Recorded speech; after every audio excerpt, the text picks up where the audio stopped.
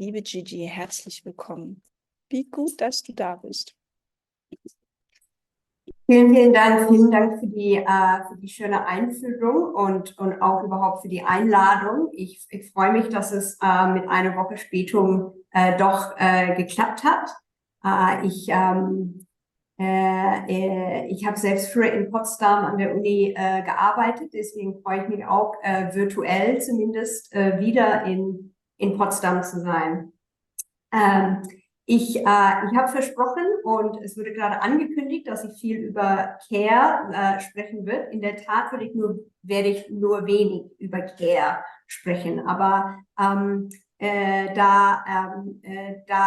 alle im Raum wohl ein ganzes Semester lang über Care in der Ringvorlesung gesprochen haben, hoffe ich, dass meine kleinen Impulse dazu in der Diskussion auf Englisch Vortrag. Deswegen wechsle ich jetzt. So yeah, I'm very happy to be speaking in Potsdam today. And I'm going to be speaking about how art and literature, I know that, that you in the room are most likely studying Kunstpädagogik, but I'm a literature scholar myself, so I've tried to combine literature and art in this lecture. So I want to think about how contemporary literature and art invites us to reflect upon and understand contemporary migration.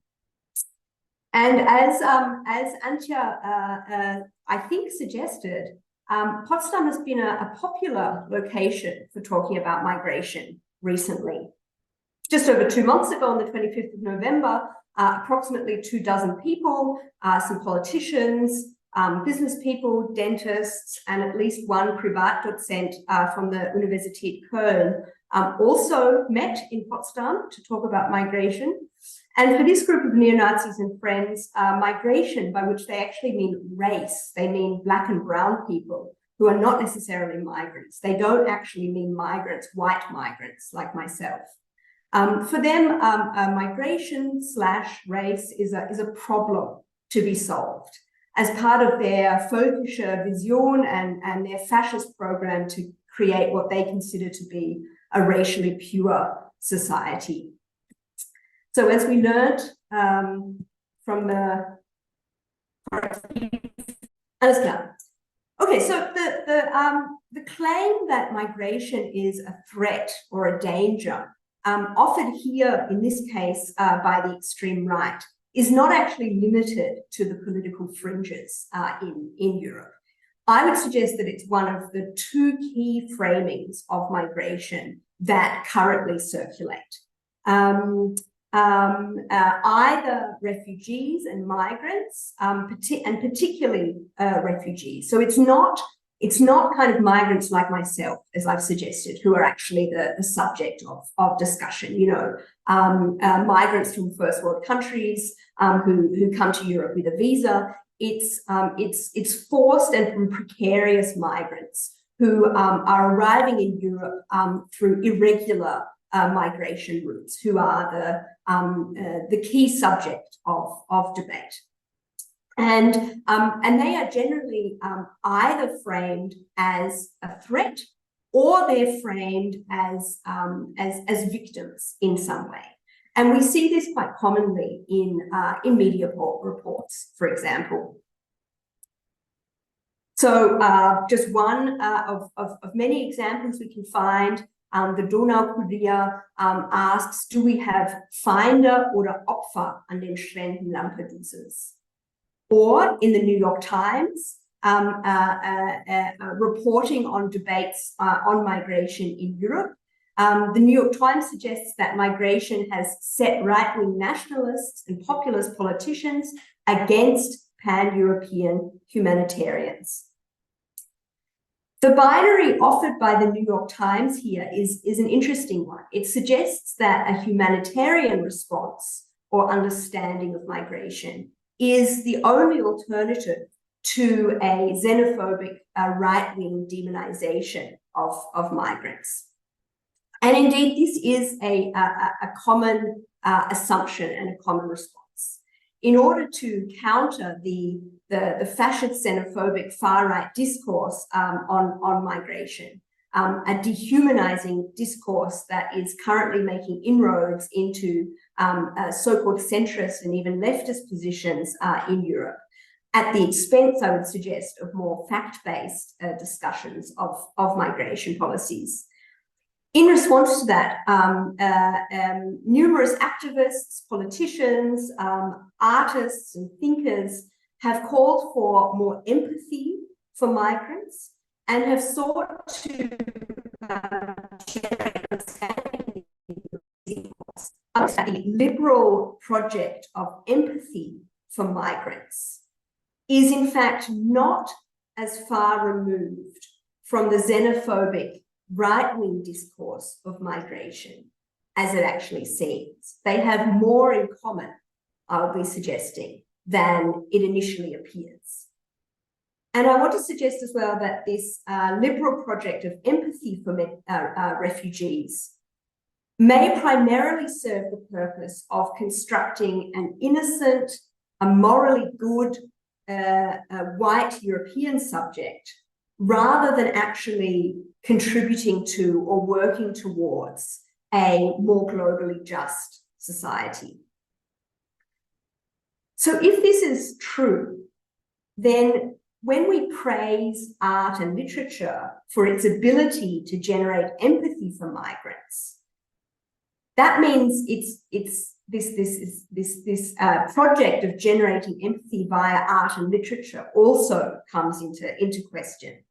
It means that rather than contributing to a more democratic and a more just society, as is sometimes claimed, then the kind of empathy that is generated by art and literature may actually simply buttress the status quo.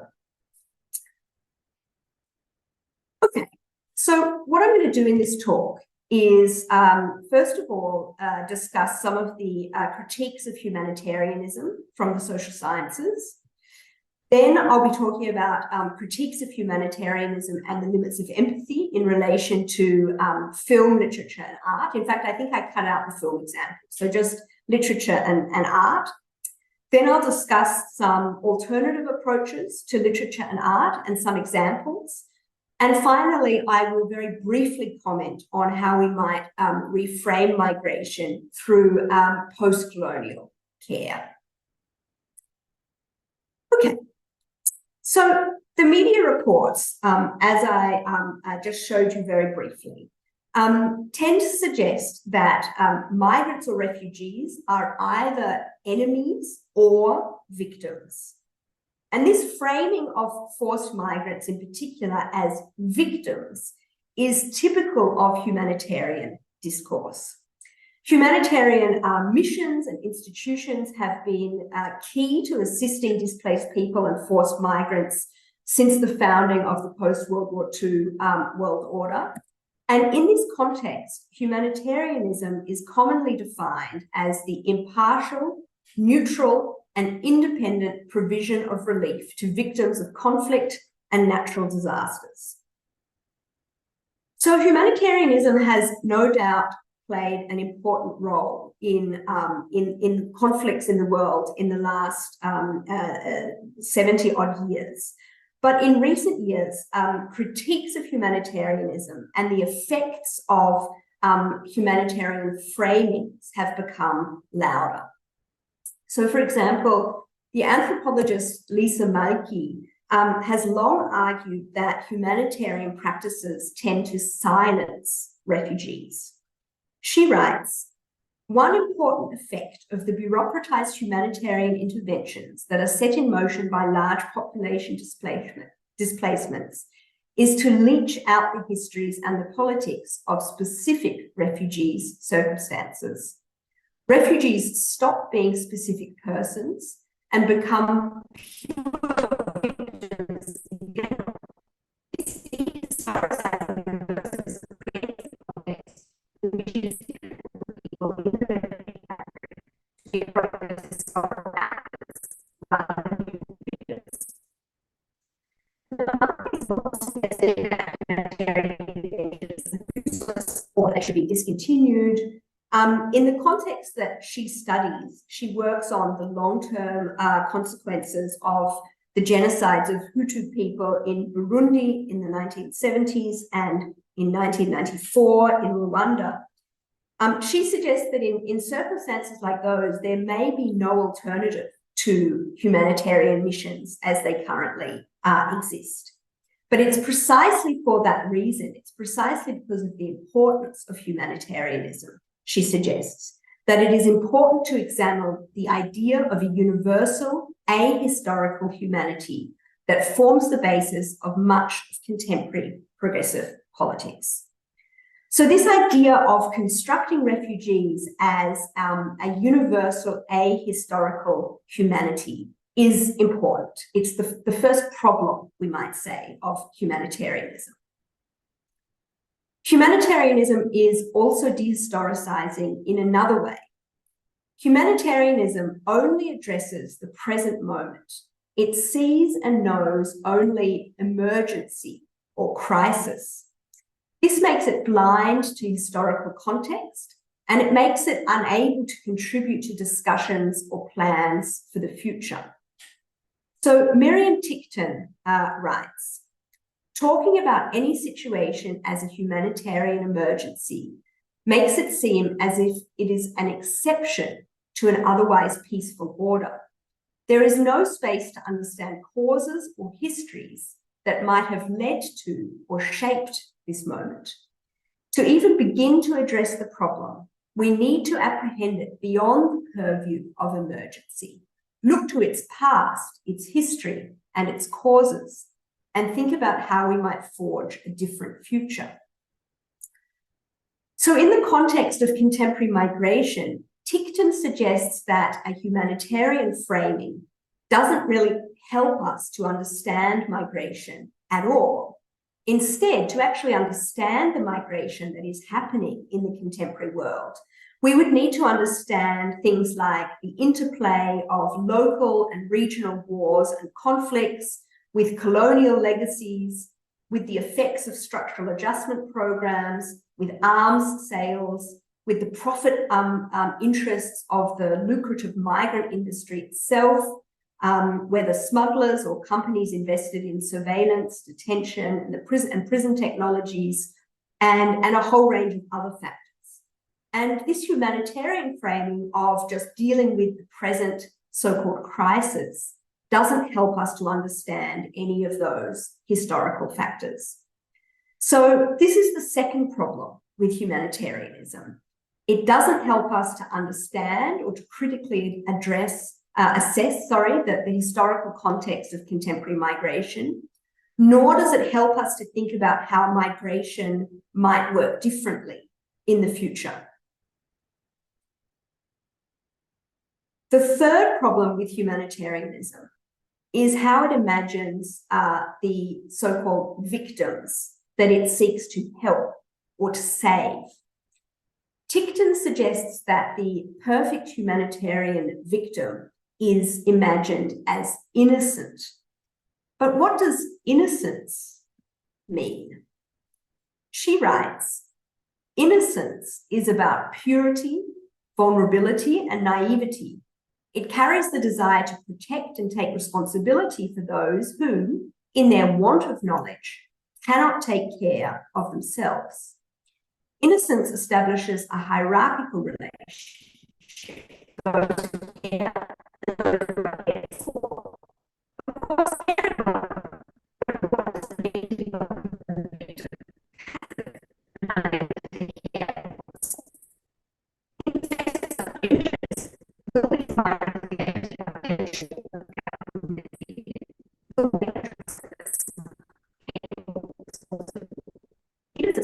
relationships to make some of us saviors and others victims. Indeed, the process of saving innocent victims often promises absolution to the saviors.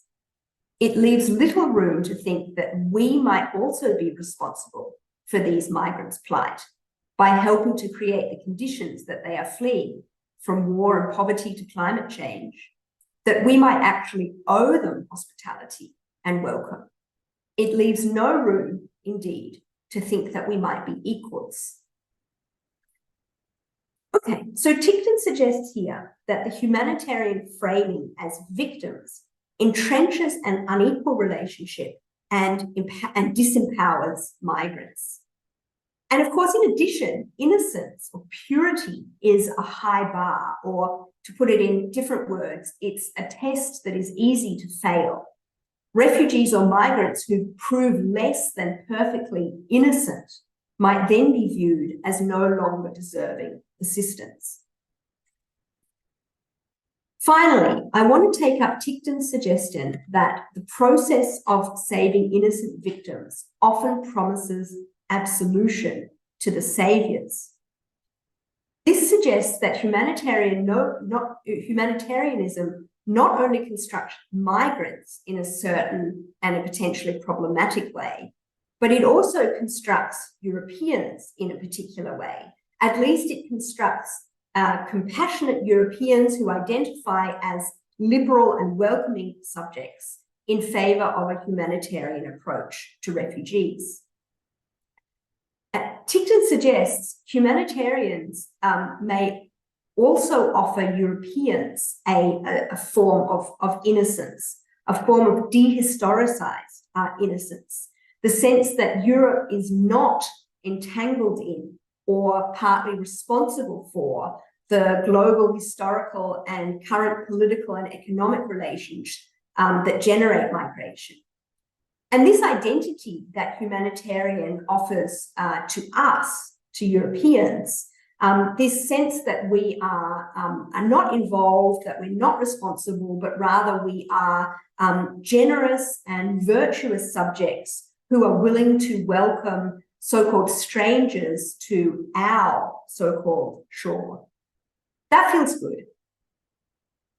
So this idea that humanitarianism promises a certain subjective reward to the compassionate person is the fourth problem I want to raise, the last problem. This is an idea or a claim with quite a long and quite an illustrious history in political thought. So Hannah Arendt wrote about this problem, and she calls it the problem of a politics of pity versus a politics of justice. According to Arendt, the politics of pity is invested in the continuation of suffering so that its subjects may continue to enjoy the sensation of pity as a moral sentiment. In her recent assessment of the development of humanitarian imaginary since the 1970s, another scholar, Lili Tuliaraki, focuses on this point. She argues that humanitarianism now tends towards an individualist morality that avoids politics and rewards the self. That is, it not only ignores political questions of the structural anthropologists, sociologists, historians, political philosophers, and others who critique some of the consequences of humanitarian framings of migration. I'm not a social scientist, however, and I suspect that most of you are not either.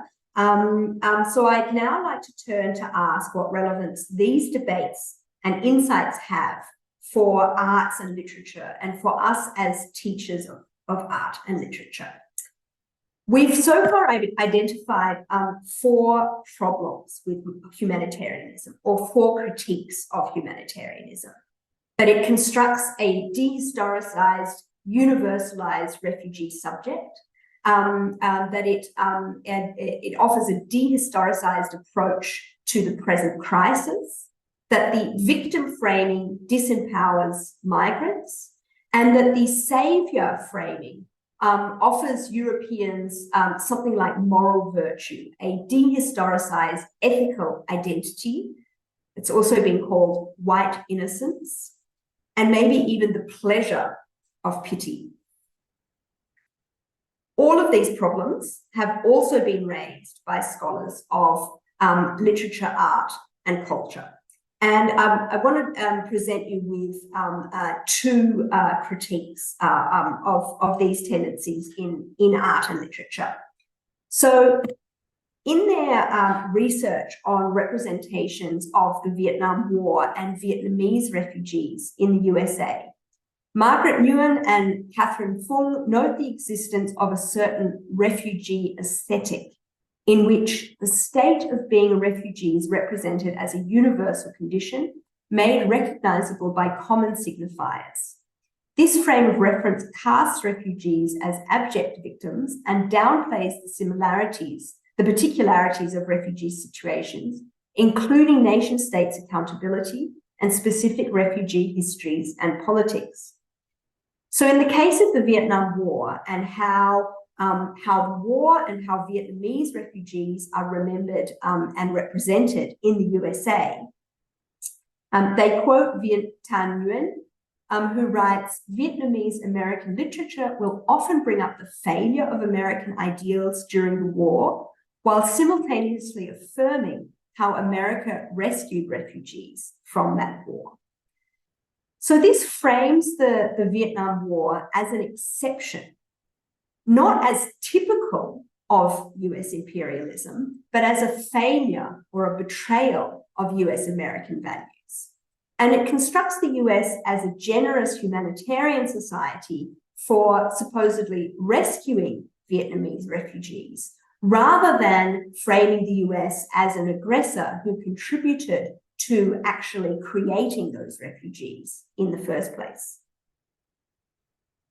If we turn to Europe, the Missing Migrants Project suggests that 28,900 migrants have died or gone missing in the Mediterranean since 2014. And this is almost certainly a very conservative estimate. The real number is probably much higher than this.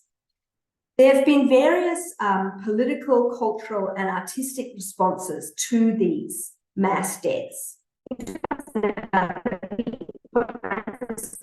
That 8 years, and the Italian government announced a national day of mourning and a minute's silence in schools after a migrant boat carrying around 500 people sank off the coast of Lampedusa in 2013. And perhaps the best known example, in 2016, the artist Ai Weiwei wrapped the columns of Berlin's Konzerthaus with approximately 14,000 life jackets collected on the Greek island of Lesbos after being used by migrants crossing from Turkey. And this installation was commonly described as a memorial, not to the migrants who made it to Lesbos, but to those who died on the crossing. So, for example, Der Standard, an Austrian newspaper, wrote, der chinesische Künstler Ai Weiwei erinnert in Berlin mit einer Installation aus Schwimmwesten an das Schicksal der Flüchtlinge, die auf ihrem Weg nach Europa ertrunken sind. There have been many other projects. Just to give you two more examples, you see here the sculpture Porte d'Europa on Lampedusa, built in 2008. And a photograph from the action Die Toten kommen from the Zentrum für politische Schönheit in Berlin in 2015.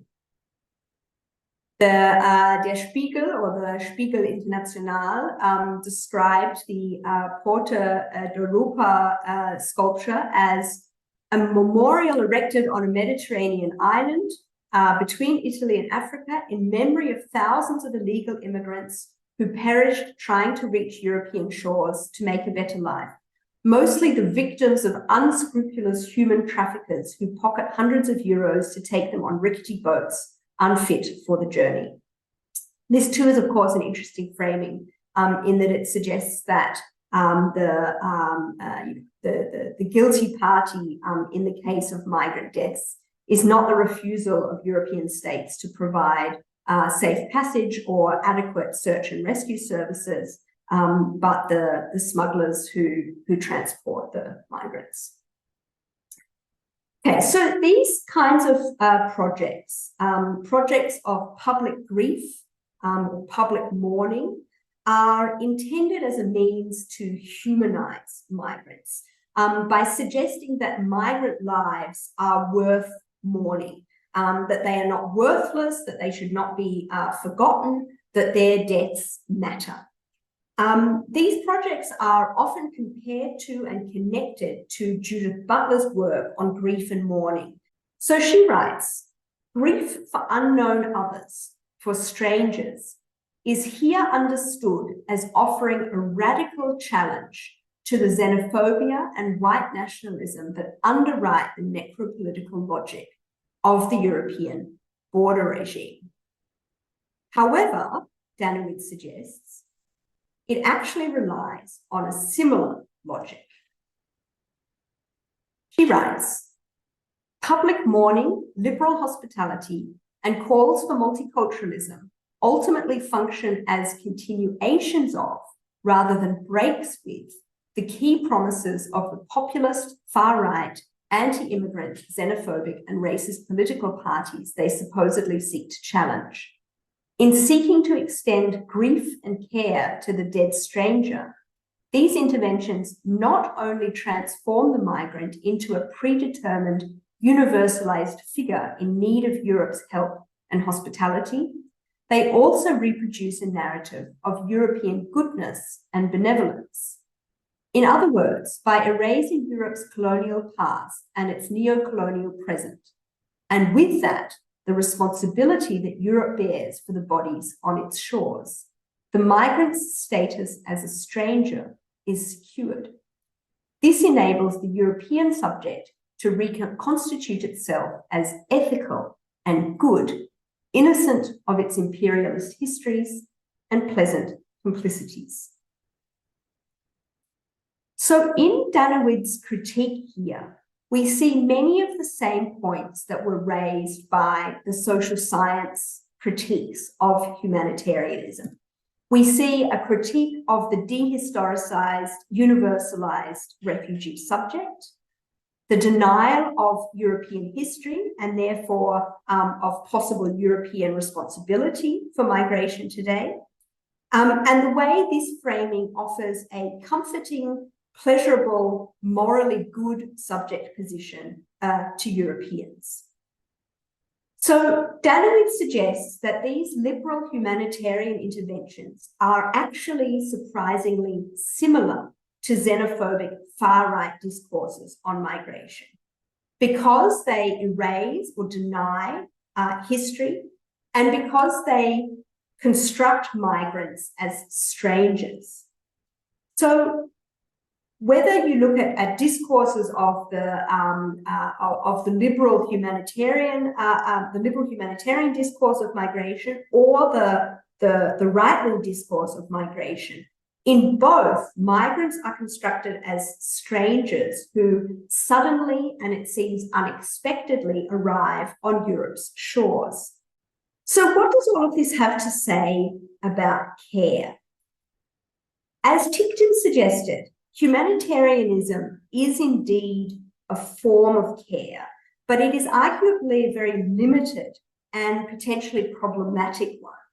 It imagines and institutionalizes a very hierarchical caring relationship between so-called victims and saviors, and therefore it possibly benefits the carers more than those who are cared for. And due to its focus on the present and its tendency to ignore or blend out history, it's unable to address questions of how to create a more just society and a more just future. That is, a future in which vulnerability, precarity, and care would be at least less unequally distributed. Okay, I want to move now to the question of empathy in art and literature. What does all of these critiques of humanitarianism mean for empathy and for the way we read art and literature, and in particular for aesthetic representations of migration that are commonly claimed to generate empathy in their readers or viewers. So first of all, it's a common claim that reading narrative fiction in particular generates empathy in its readers. It teaches us to imagine ourselves in the place of an other, and therefore various people have suggested that this skill that we learn by reading literature, but also by looking at art, is necessary and valuable in order to strengthen democracy and work towards the ideal of a just society. And perhaps the most prominent example of this argument is Martha Nussbaum's book, Poetic Justice, The Literary Imagination and Public Life, from 1997. Now, this is an attractive play, especially to teachers or scholars of literature or the humanities more generally, because we regularly hear, I would suggest, about how irrelevant and useless our subjects are for high-tech modern life. So it's nice in a way to hear, you know, that reading literature is vital and necessary for democracy. However, various scholars of pedagogy have their doubts.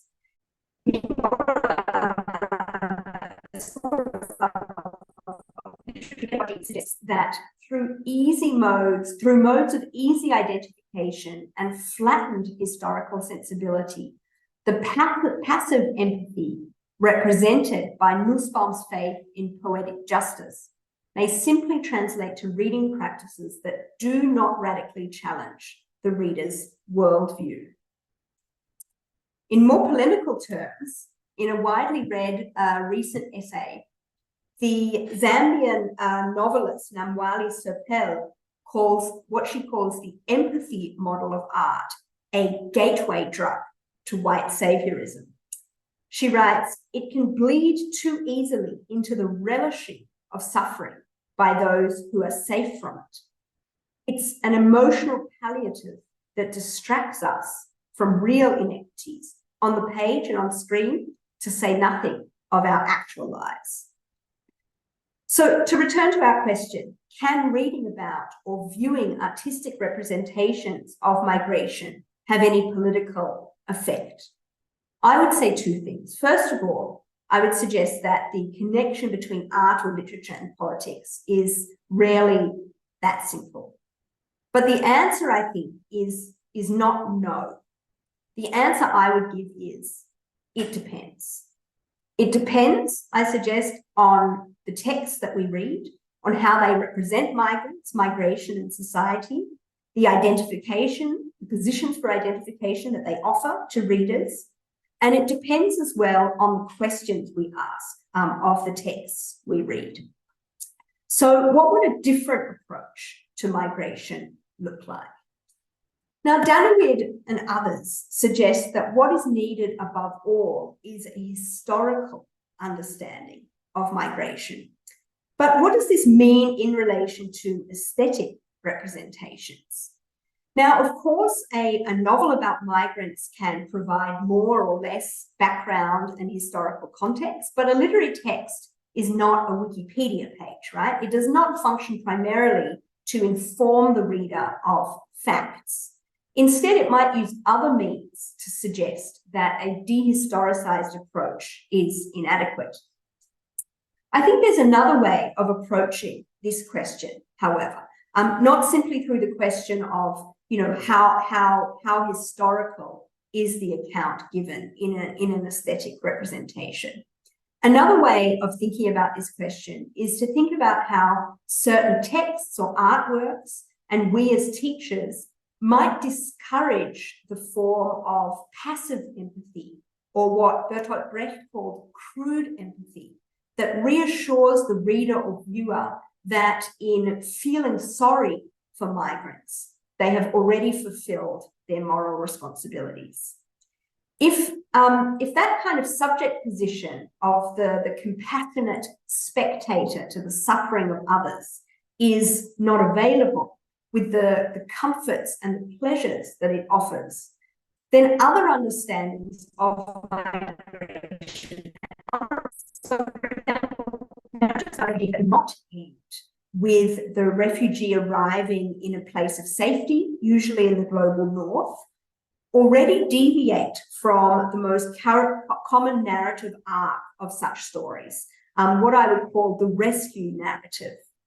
And they potentially frustrate the desire of the humanitarian reader to see Britain or Germany or the US or another nation state in the global north as a place of rescue and safety, and the citizens of that country as welcoming, benevolent humanitarian subjects.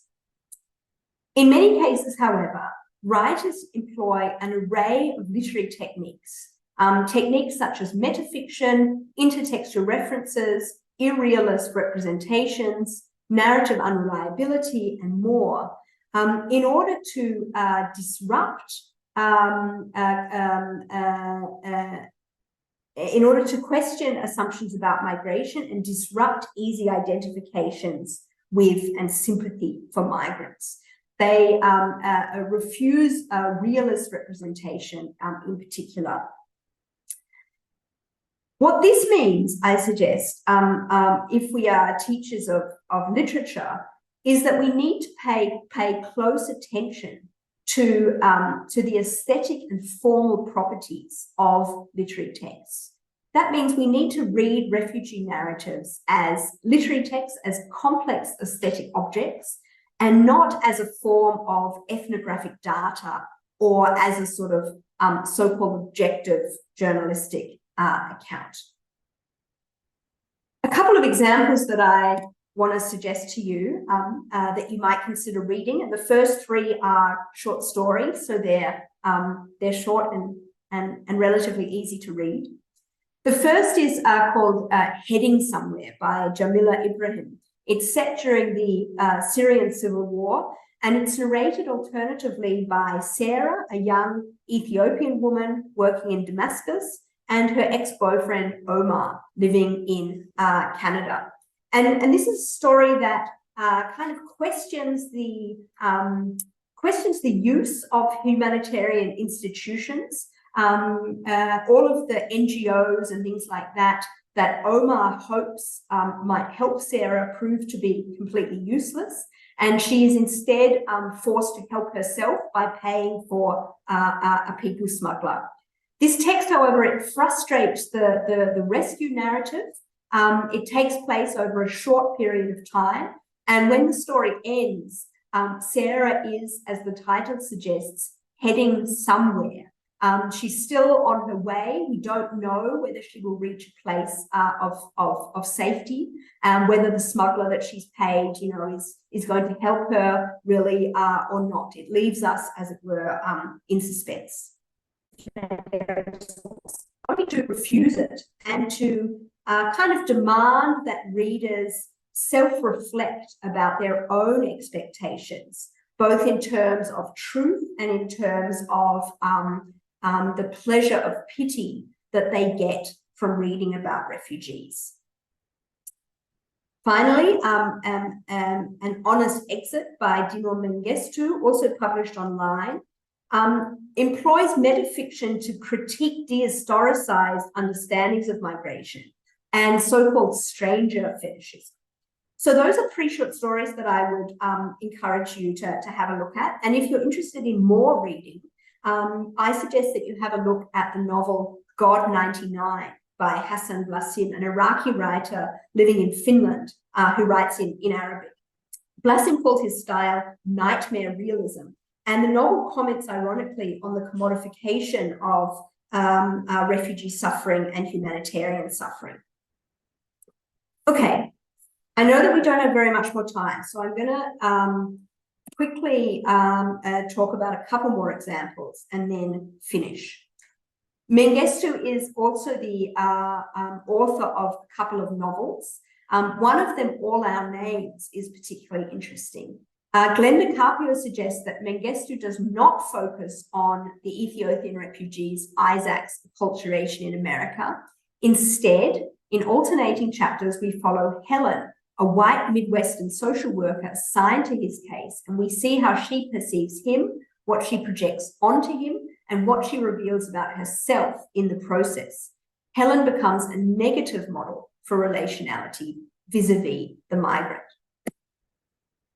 So these are examples of what Carpio calls migrant aesthetics, texts that foreclose or thwart empathy by rejecting autobiography in favor of strategic anonymity, choral or collective narration, and shifting vantage points, all of which challenge the idea that representative voices can offer the reader truthful, effective links to the text.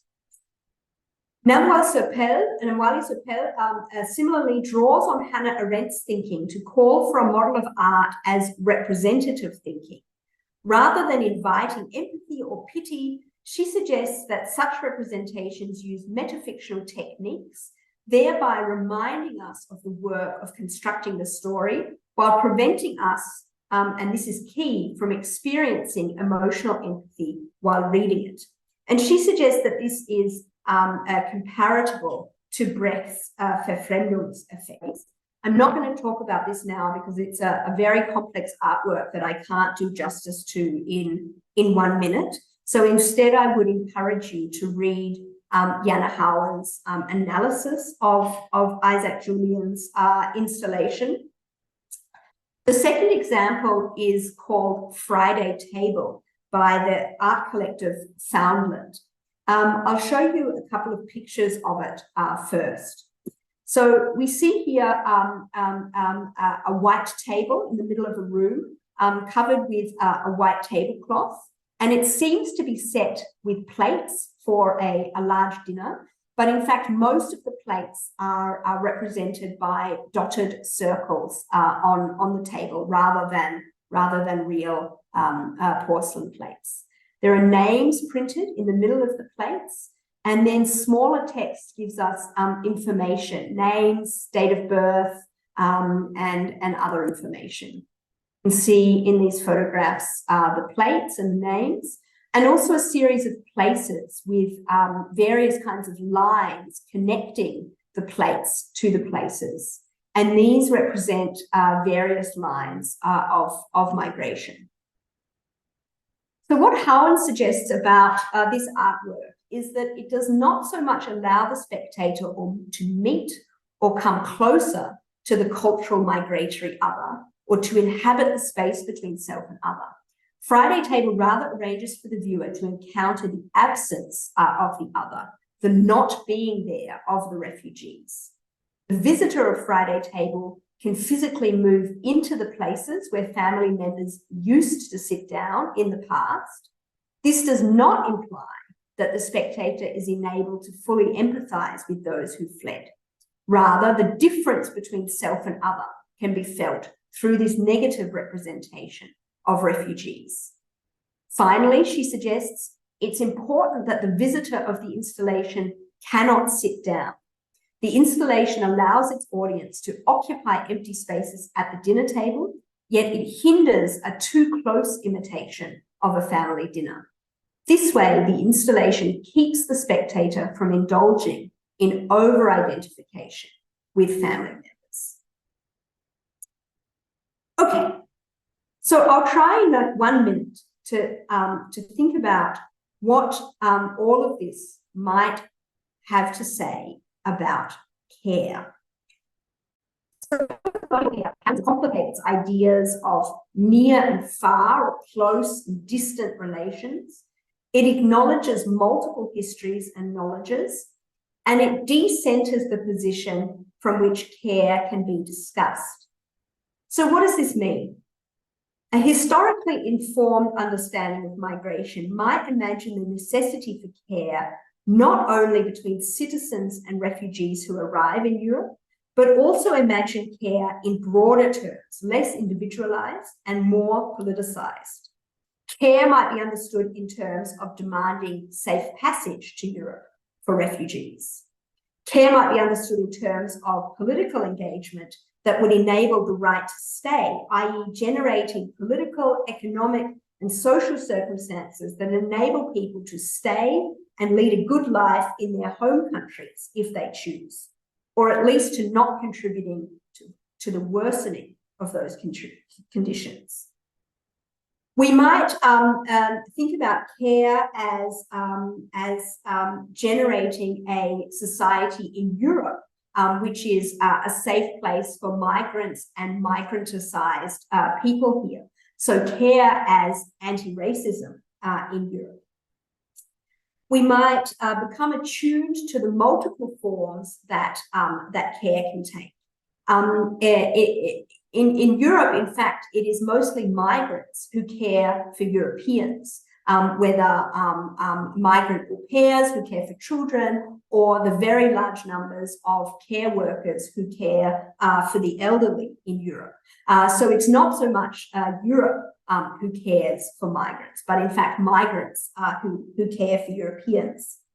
In other contexts, care can take all sorts of other forms. So is the people smuggler in the short story heading somewhere, enacting care when he smuggles Sarah out of Syria, as well as making money? And how would this challenge European narratives of victims and the guilty on its borders? How is care practiced by migrants, between migrants, and for migrants in other places? And what can we learn from these other contexts? These are all questions we can ask of literature and of art, I suggest, thereby decentering the European or global North citizen subject, relegating the question of the new narratives of who does and does not belong, and who is and is not authorized to move must be articulated. So the question I give to you for your future discussions and your future thinking as students and as teachers is, how can we imagine and represent migration beyond threat, beyond pity, and beyond crisis? Thank you very much.